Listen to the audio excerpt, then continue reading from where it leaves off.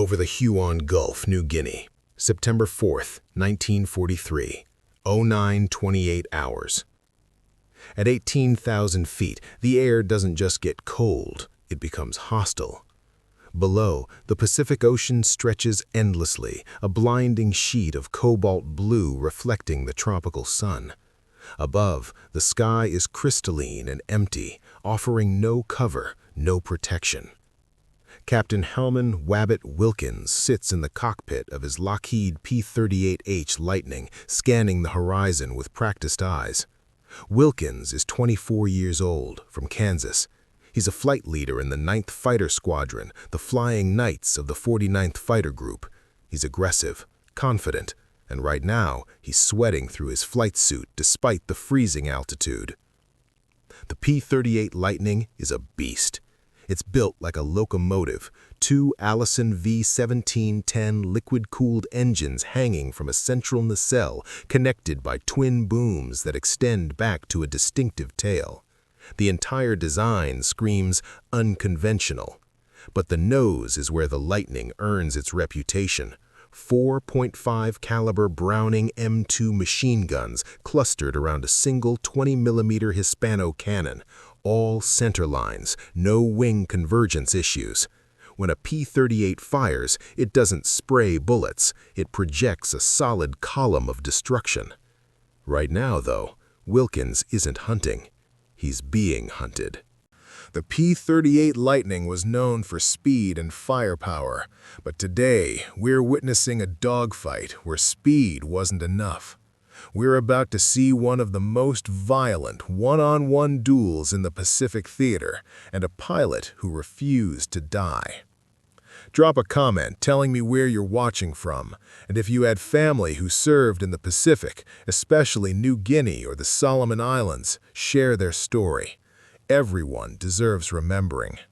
Now check your 6. The merge is happening fast. Moments ago, Wilkins' flight was escorting B-25 Mitchell bombers targeting Japanese shipping in Lake Harbor. The mission was routine until it wasn't. Out of the sun, a swarm of Japanese fighters descended like hornets. Nakajima K-43 Oscars, the Imperial Japanese Army's answer to the Navy's Zero. Lightly armored, undergunned, but incredibly nimble. In a horizontal turning fight, an Oscar will dance circles around a heavy P-38. The American formation scattered.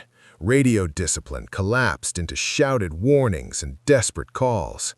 Now, Wilkins is alone, separated from his wingman, and an Oscar is locked onto his tail. "Break left, Wabbit," a voice crackles over the radio. Too late. Wilkins glances in his rearview mirror. The camouflage-painted Oscar is growing larger by the second, its nose winking with muzzle flashes. Bullets tear through the Lightning's left boom. Wilkins feels the massive airframe shudder. He slams both throttles forward. The twin Allisons roar, 2,000 horsepower total. He pushes the yoke forward, trading altitude for airspeed. The P-38 excels in dives. It accelerates like a falling anvil, easily outrunning lighter fighters. The airspeed indicator climbs, 350 miles per hour, 380, 400. The slipstream screams over the canopy. The control surfaces stiffen as aerodynamic pressure builds. Wilkins pulls out at 5,000 feet, his G-suit inflating, blood draining from his head to his legs. His vision tunnels momentarily. He expects the Japanese pilot to have broken off the chase. He looks back. The Oscar is still there. The Japanese pilot is a veteran. He anticipated the dive, cut the corner, and maintained his energy. Wilkins realizes he can't simply run. He has to fight. He hauls the yoke back and right, putting the heavy Lightning into a brutal climbing turn. He's trying to force an overshoot, make the Japanese pilot fly past him. The P-38 groans under the stress. Warning lights flicker on the instrument panel. But the Oscar simply tightens its turn, staying perfectly inside Wilkins' radius. The two fighters begin what pilots call the death spiral, a continuous turning engagement where both aircraft circle each other, each trying to get behind the other. This is exactly the kind of fight the P-38 is supposed to avoid. They circle like angry dogs. For 3 agonizing minutes, neither pilot gains advantage. Wilkins' arms burn from hauling the heavy yoke. His breathing is ragged. Sweat stings his eyes. Every time he tries to reverse his turn, the nimble Oscar effortlessly counters. The Japanese pilot is a master of energy management. He's using his superior turn rate to slowly reel Wilkins in, positioning his nose closer and closer to a firing solution. Wilkins is losing the geometry battle. If he stays in this turn, he'll be shot down. He makes a desperate decision. He stops turning away. He kicks the rudder, drops a notch of combat flaps to bite air, and pulls the nose directly toward the enemy. He's forcing a head-on pass. A head-on pass is aerial combat's most dangerous maneuver. The closing speed of 2 aircraft flying directly at each other approaches 600 miles per hour. That's nearly 900 feet per second.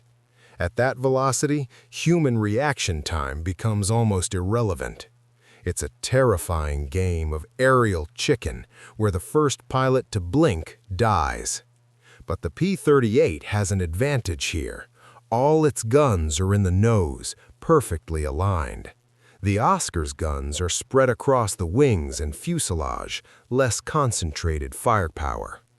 Wilkins lines up the glowing reticle of his gun sight on the approaching Japanese fighter. The Oscar is a tiny speck, then it's a visible aircraft, then it's a spinning propeller disc growing at terrifying speed. At 800 yards, Wilkins squeezes the trigger. The nose of the Lightning erupts. 4 .50 caliber machine guns and 1 20mm cannon fire simultaneously. The recoil vibrates through the entire airframe. The Japanese pilot doesn't flinch. He fires back. Tracers streak between the 2 aircraft, a deadly web of hot lead crossing in the space between them. They're hurtling toward each other, 500 yards, 300 yards, 200. Neither man is turning. 100 yards, 50 yards.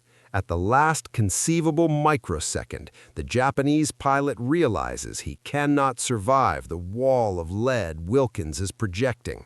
He yanks his stick hard right to break off. It's the correct maneuver, but a fraction of a second too late. Over the Huon Gulf, T-minus 0.5 seconds to impact.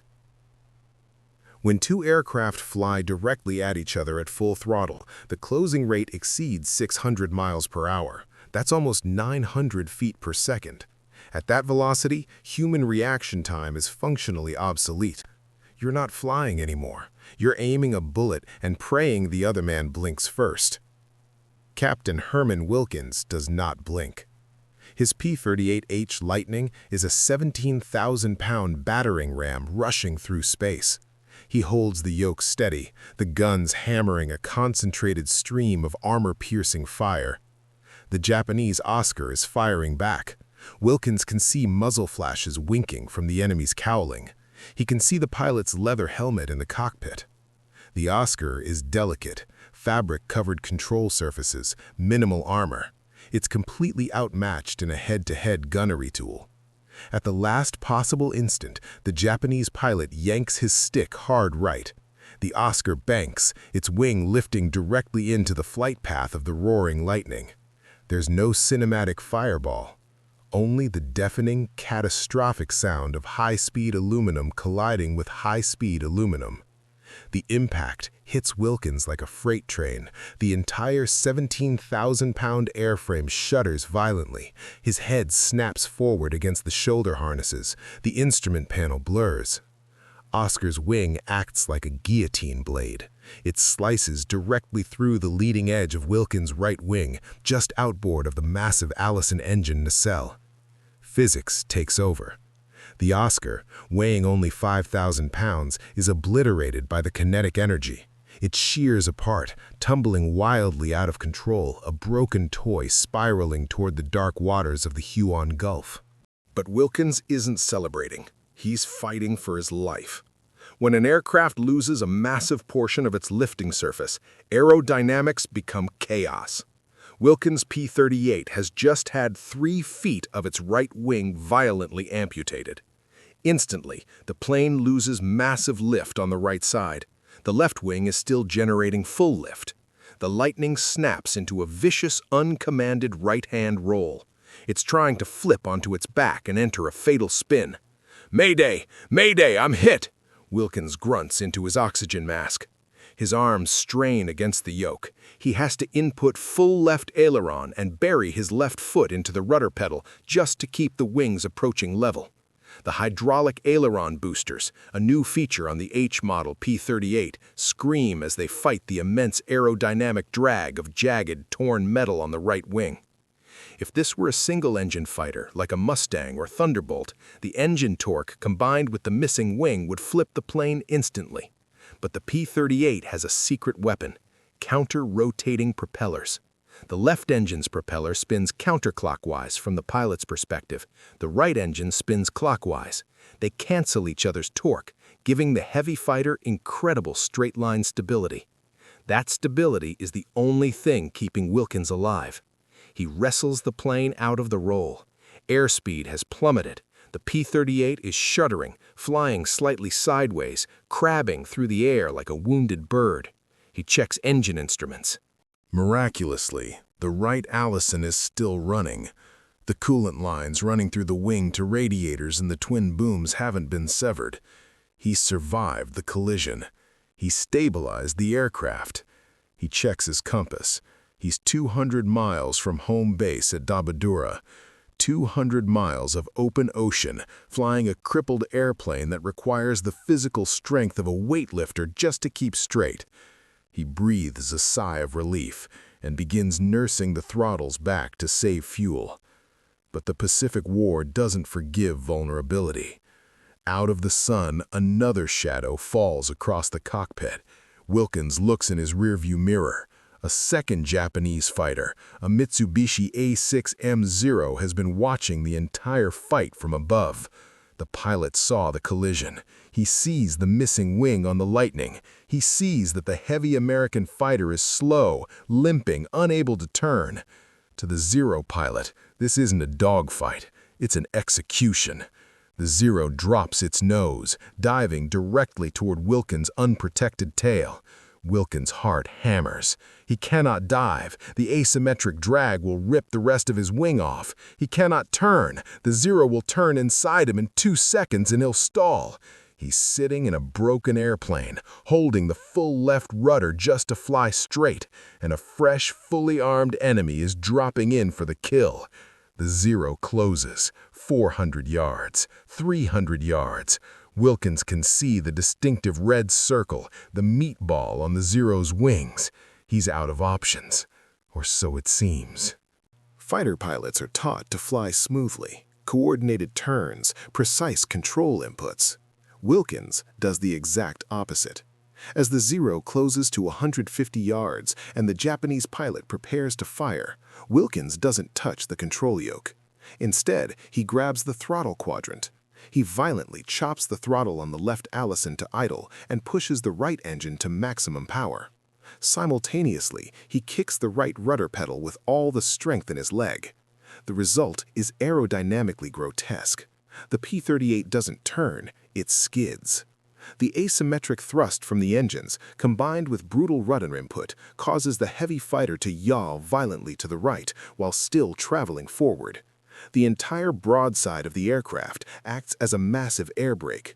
The Lightning's airspeed drops instantly from 250 miles per hour to 150 miles per hour. The Japanese pilot in the Zero is completely caught off guard. He's closing at over 300 miles per hour, expecting a stationary or smoothly turning target. Instead, the American fighter violently decelerates and slides sideways out of his gun sight. The Japanese pilot cannot bleed speed fast enough. The laws of inertia take over. The fragile Japanese fighter shoots past the P-38 in a blur of camouflage paint and exhaust smoke. It's an overshoot. The hunter has thrown himself directly in front of the prey. Wilkins doesn't hesitate. He reverses his engine inputs, slamming the left throttle forward to stabilize the nose. The Zero is dead ahead, frantically trying to pull up and away from the terrifying cluster of guns in the Lightning's nose. Wilkins squeezes the trigger. The P-38 shudders as the guns roar. At point-blank range, less than 200 feet, the concentrated stream of armor-piercing and incendiary rounds acts like a chainsaw. The bullets saw directly through the Zero's wing root and into the unarmored cockpit. The Japanese fighter erupts into a brilliant orange fireball. Fuel tanks detonate instantly. The wreckage tumbles toward the ocean. Wilkins has just shot down a fully operational enemy fighter while flying an airplane missing a third of its wing. But the celebration lasts exactly 0 seconds, because now he has to get home. Over the Huon Gulf, September 4, 1943, 0937 hours. The adrenaline spike recedes, leaving Captain Herman Wilkins alone with grim reality. The sky is finally clear of enemy fighters, but the ocean below is vast and indifferent. Home base at WWII is 200 miles away. 200 miles in a crippled airplane that shouldn't be flying at all. Wilkins looks at his right wing. 3 feet of it is simply gone, sheared off in the collision. Jagged aluminum skin flaps in the slipstream. Severed hydraulic lines dangle uselessly. The exposed wing spar looks like a broken bone. The next hour will be a test of human endurance. Without the right wingtip, the P-38 constantly wants to roll over and die. Wilkins has to hold the yoke hard left. His biceps burn with lactic acid. His left leg cramps violently from keeping the rudder fully depressed just to maintain straight flight. Every muscle in his body is engaged in the simple act of keeping the plane from spinning into the ocean. The hydraulic boosters whine in protest. The engines run hot as they fight immense drag. Wilkins sits in the freezing cockpit at 8,000 feet, sweating profusely, counting every agonizing mile. He listens to the rhythmic thrum of the Allisons, praying they don't ingest debris from the collision, praying a coolant line doesn't rupture, praying the damaged wing doesn't simply tear off from aerodynamic stress. He checks fuel. He's burning more than normal because of the drag. He calculates in his head he might have enough. Might. The ocean passes beneath him, endless and hostile. If he ditches, survival odds are minimal. The P-38's twin-boom configuration makes water landings nearly impossible. The booms catch water asymmetrically. The aircraft flips and sinks in seconds. He has to make it to land. He focuses on the horizon, looking for the dark green smear that will indicate the New Guinea coastline. His arms are shaken, his vision blurs with sweat. Slowly, agonizingly slowly, the coastline appears. WWII airfield is a crude strip carved from jungle. Wilkins keys his radio, his voice tight with exhaustion. WWII Tower, this is Wabbit. Coming in hot with structural damage. Clear the runway. Landing a healthy P-38 requires precision. Landing a crippled one is Russian roulette. Wilkins knows the danger. Asymmetric stall. Because the right wing is missing 3 feet of surface area, it generates less lift than the left wing. If Wilkins slows to normal landing speed, 100 miles per hour, the right wing will stall before the left wing. The plane will violently flip onto its back 50 feet above the runway. Instant death. To prevent this, he has to land fast, very fast. He keeps the throttles up. He ignores the flaps. Deploying them unevenly might snap-roll the plane. He lines up on final approach, coming in over the jungle canopy at 150 miles per hour. The ground rushes up at terrifying speed. Ground crew watching from the tower are frozen in horror. They can see the missing wing. They know this shouldn't be possible. Wilkins cuts power at the last possible second. The heavy tricycle landing gear slams into dirt. The tires scream, smoking as they bite the runway. The heavy fighter bounces, the struts bottoming out before settling. Wilkins stands on the brakes. The plane slews slightly right. He wrestles it straight with the rudder. Finally, the Lightning comes to a halt at the very end of the strip. He cuts the mixtures. The massive propellers tick to a stop. Silence returns to the jungle. Absolute silence. Ground crew sprint toward the aircraft. When they see the right wing, they stop dead in their tracks. The metal is sheared off clean, exposing severed spars, hydraulic lines, and jagged aluminum skin flapping in the breeze. It's aerodynamically impossible that the plane made it home. Wilkins is so exhausted he cannot climb out. His arms won't respond to commands. His legs are locked in cramped positions from holding the rudder for over an hour. The crew chief climbs onto the wing and physically lifts him out of the seat. Wilkins' legs buckle when they touch the ground. Two mechanics catch him. He looks back at his aircraft, his wounded Lightning that refused to die. "Get her patched up," Wilkins croaks. "She deserves it." The crew chief shakes his head slowly. "Major, this bird's done. She's going to the boneyard." Wilkins nods. He understands. But deep down, he knows the truth. That aircraft gave him everything it had. It absorbed a collision that should have been fatal. It flew 200 miles with catastrophic damage. It landed safely despite physics screaming that it was impossible. It saved his life. The P-38 Lightning is displayed in aviation museums worldwide. Visitors walk past the distinctive twin-boom design, admiring the sleek lines and powerful engines. They read plaques describing it as the fork-tailed devil that terrorized the Luftwaffe and the one airplane the Japanese feared most. But those plaques rarely tell stories like Herman Wilkins.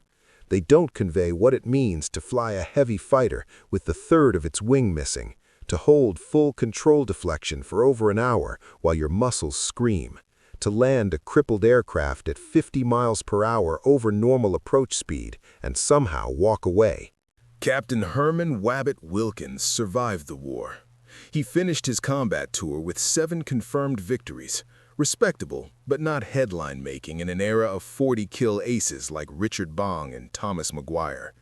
His September 4, 1943 mission never made newsreels. No combat footage exists. No gun camera film survived. But among P-38 pilots, the story became legend. The pilot who survived a head-on collision shot down his attacker's wingman while crippled and flew 200 miles home with a missing wing. It became a story told in ready rooms, passed down through generations of fighter pilots. It became proof that skill and determination could overcome impossible odds. The Lockheed P-38 Lightning was an engineering compromise. It was too heavy for optimal dogfighting, too complex for field maintenance, too expensive for mass production at single-engine fighter levels. But it had advantages that saved lives. The counter-rotating propellers eliminated torque issues that plagued single-engine fighters. This gave the P-38 incredible stability in asymmetric flight conditions. The twin engines provided redundancy. Lose one engine and you could still make it home. The tricycle landing gear made ground handling easier and landing accidents less catastrophic. And the centerline gun arrangement meant all firepower projected in a tight, concentrated stream, devastating in head-on engagements.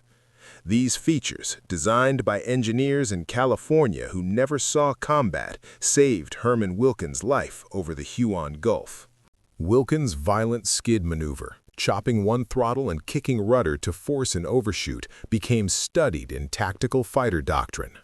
It's an example of defensive maneuvering in degraded aircraft. Modern fighter pilots still learn variations of this technique. If your aircraft is damaged and you cannot outturn the enemy, you can still use asymmetric thrust and brutal control inputs to create unpredictable flight paths. You sacrifice grace for survival. You turn your weakness into a trap. Wilkins proved that even a crippled fighter can still bite if the pilot refuses to quit. Imagine being in Wilkins' position. You've just survived a head-on collision that should have killed you. Your aircraft is catastrophically damaged. You're 200 miles from home over a hostile ocean. Then a fresh enemy appears, diving to kill you. Most pilots would bail out, accept capture or death rather than continue fighting in a broken aircraft. Wilkins stayed. He trusted his training. He trusted his aircraft. He trusted himself. That psychological resilience, that refusal to surrender even when surrender seems rational, is the difference between survival and death in combat. It's why some pilots make it home and others don't. Not because they're better marksmen or better stick and rudder pilots, but because they refuse to accept defeat. Time's a-wastin'. Wilkins' P-38H never flew again. The damage was too severe. The wing spar was compromised. The hydraulic systems were wrecked. Lockheed engineers examined the wreckage and concluded the aircraft should never have made it home. But it did, because Herman Wilkins willed it home. The wreckage was cannibalized for parts. The engines went to other aircraft. The guns were remounted in other Lightnings. But the legacy remained. Every P-38 pilot who heard the story flew with a little more confidence. They knew that even catastrophic damage wasn't necessarily fatal, that the Lightning could absorb punishment and keep flying, that they could survive. What do we learn from Herman Wilkins? We learn that superior equipment means nothing without superior pilots. We learn that victory doesn't always go to the fastest or the strongest, but to those who refuse to quit. We learn that impossible is just a word people use before someone does the impossible anyway. On September 4, 1943, over the Huon Gulf, physics said Herman Wilkins should have died. The collision should have been fatal. The crippled aircraft shouldn't have flown. Zeros should have finished him. The 200-mile flight home shouldn't have been possible. The landing should have killed him. But Wilkins ignored what physics said and did what needed to be done. He fought when he should have bailed out. He flew when the aircraft shouldn't have flown. He landed when landing seemed impossible. And he walked away. The broken wing became a symbol, not of damage, but of resilience, not of failure, but of refusal to fail, not of impossibility, but of doing it anyway. This was the true story of Captain Herman Wabbit Wilkins, the pilot who proved that a Lightning could still bite even when broken. If this story resonated with you, hit that subscribe button. We release deep-dive historical documentaries every single week. Now, I want to hear from you. Would you have stayed in that crippled aircraft and fought, or would you have bailed out? What would you have done? Drop your thoughts in the comments. We read every one. Thanks for watching, and remember, in combat, the deadliest weapon isn't your aircraft, it's your refusal to surrender. We'll see you in the next one.